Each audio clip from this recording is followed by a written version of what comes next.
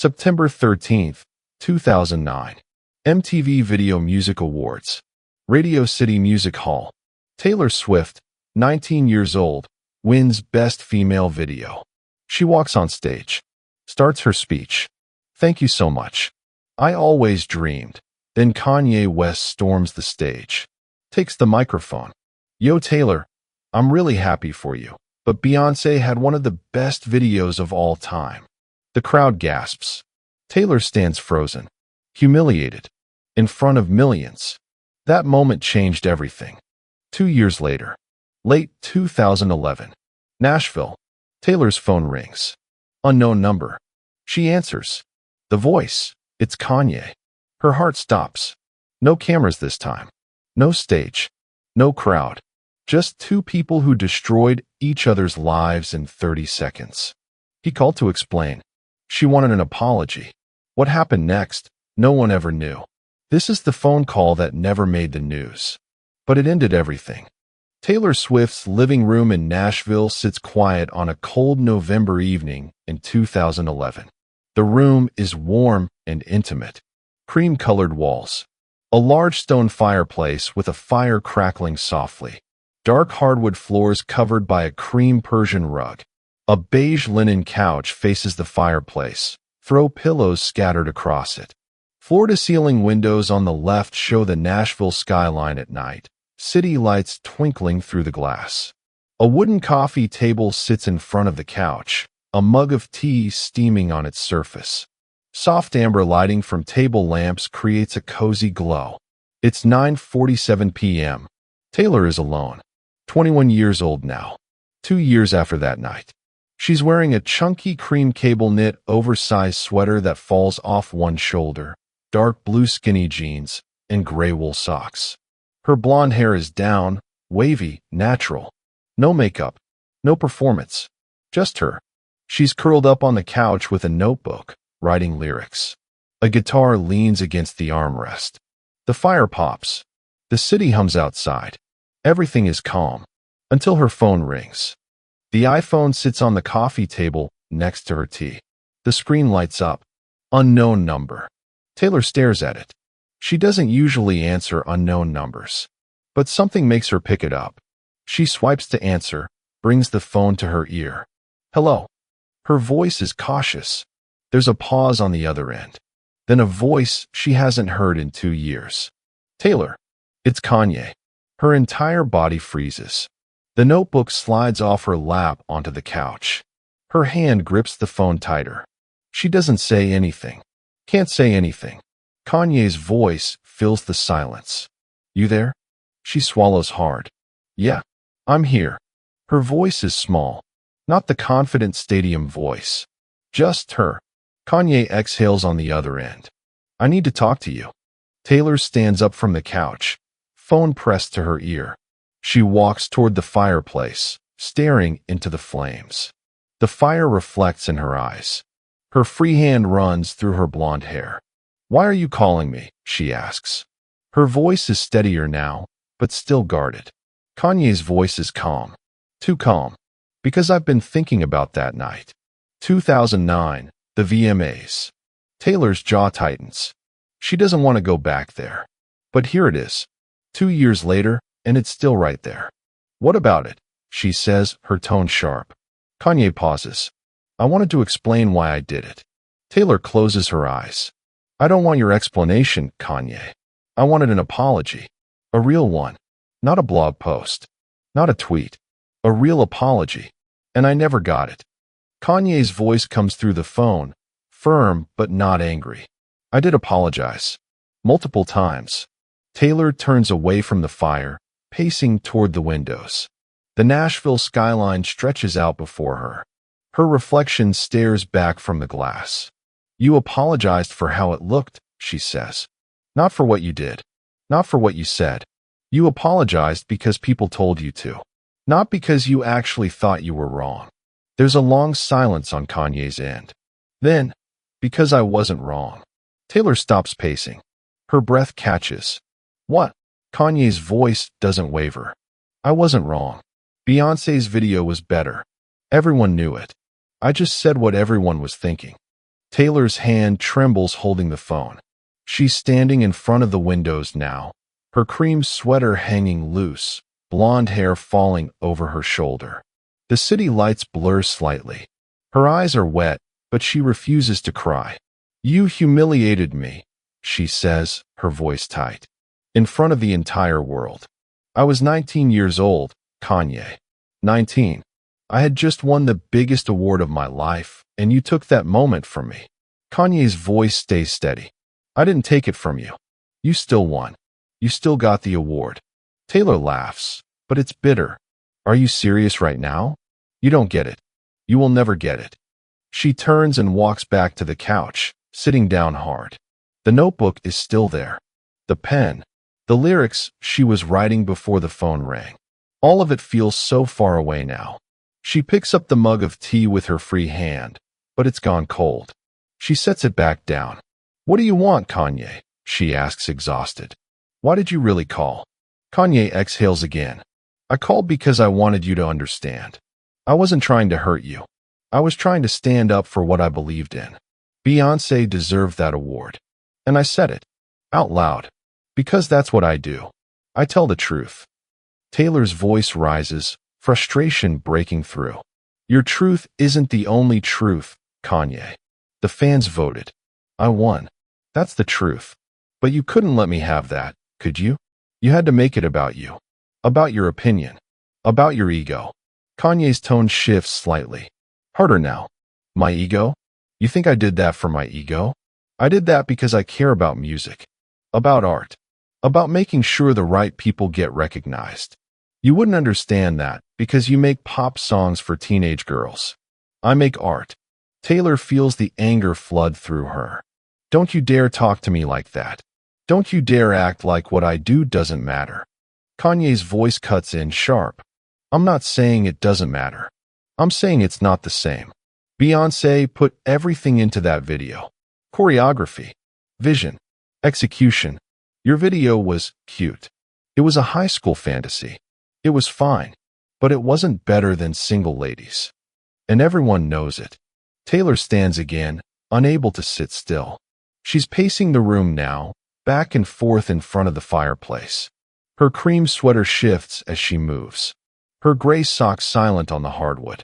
"You're unbelievable," she says. "You call me to tell me you still think you were right? After 2 years? After everything?" Kanye's voice is quieter now, but still resolute. "I called because I wanted you to know I'm not your enemy. I don't hate you, Taylor. I said what I believed. And I'd do it again." Taylor stops walking. She stands in the center of the room, staring at nothing. The fire crackles. The city glows outside.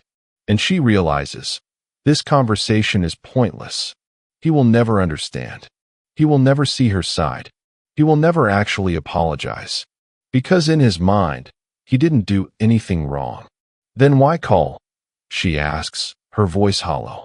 "If you do it again, why call me?" There's a pause on Kanye's end. Then, "Because I wanted you to know it wasn't personal." Taylor laughs. Actually laughs. "Not personal? Kanye, you embarrassed me in front of millions of people. You made me feel small. You made me feel like I didn't deserve to be there. How is that not personal?" Kanye's voice hardens.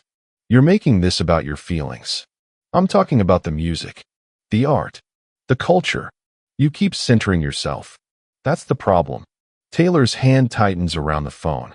"I'm centering myself? You literally ran on stage during MY Moment to talk about someone else.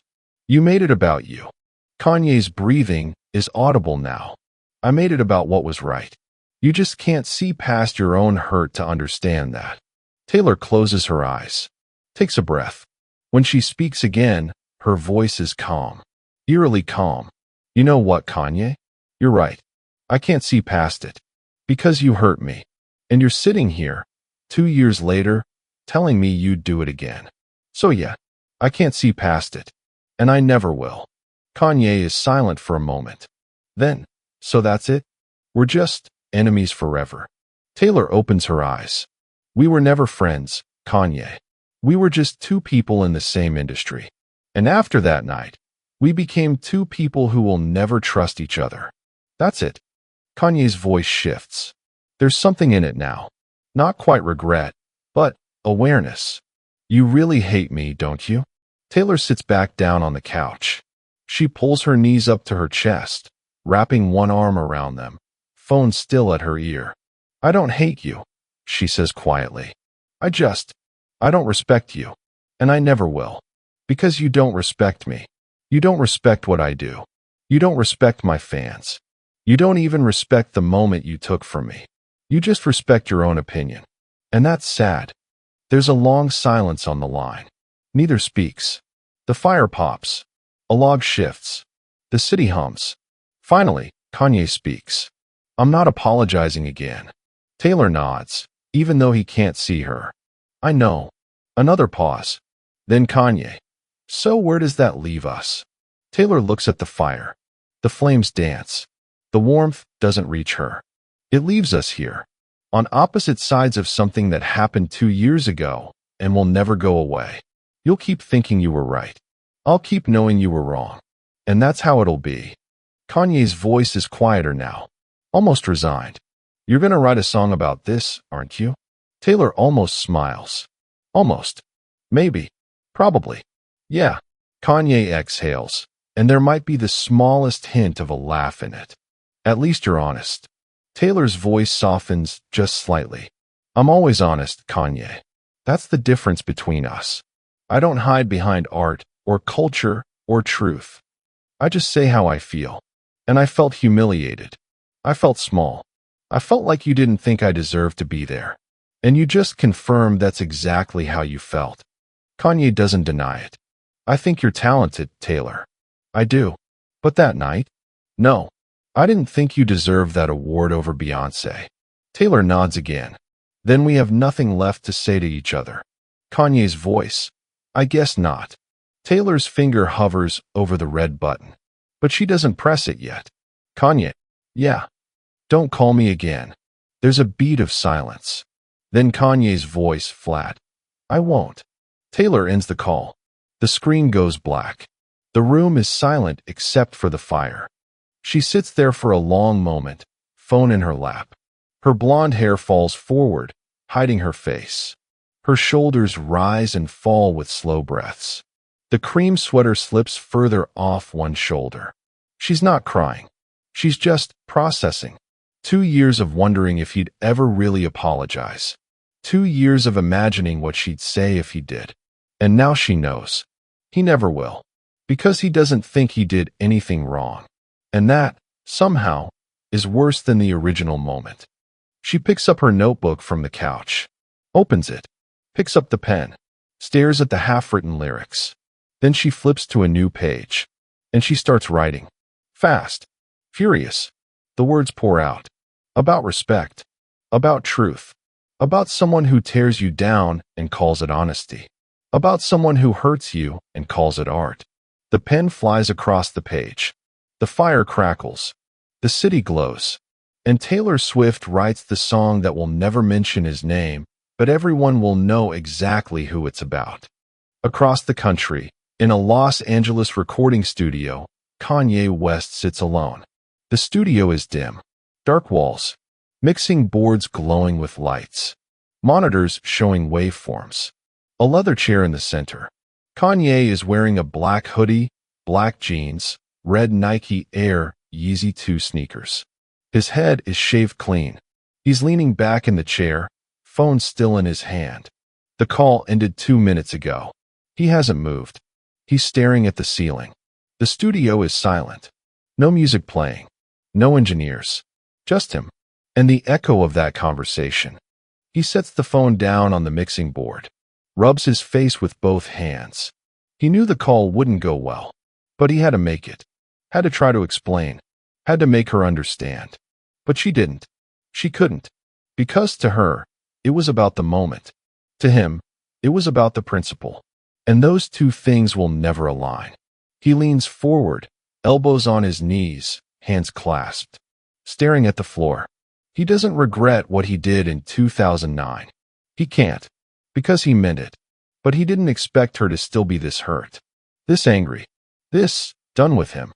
He stands up, walks to the window. The LA skyline spreads out before him. City lights, palm trees, the hum of traffic far below.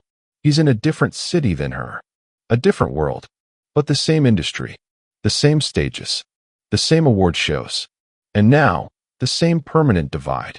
He thought time would fix it, thought maybe she'd move on, realized he was just being honest. But she hasn't, and she won't, and he knows that now. He turns back to the mixing board, sits down, presses play on a track he's been working on. The beat fills the studio. Heavy, dark, aggressive. He listens for a moment, then stops it, opens a new session, and starts building something new. A beat, a loop, a melody. He's not writing about her, not directly, but the energy is there. The frustration, the misunderstanding, the refusal to back down. He works for hours, alone. The city fades outside. The studio stays lit. And Kanye West creates, because that's all he knows how to do when he feels something he can't explain. The phone call is over, but the war has just begun.